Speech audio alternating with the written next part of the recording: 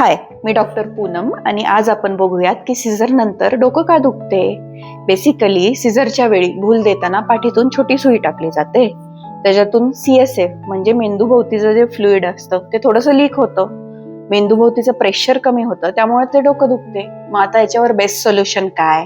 आपल्याला वाटेल की पेन किलरच्या गोळ्या घेतल्या की डोके दुखायचं राहून जाईल, पण तसं नाहीये. याच्यावर बेस्ट सोल्युशन आहे पाणी पिणं.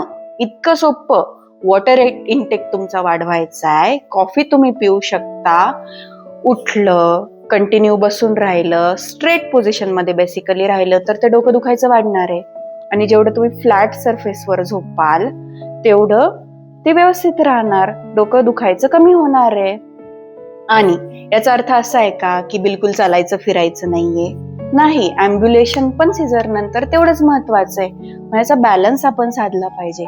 पाणी प्यायचं विसरायचं नाही, कॉफी घ्यायची, फ्लॅट सरफेसवर झोपायचं, डोक्याखाली उशी घ्यायची नाही आणि चालत फिरत राहायचं.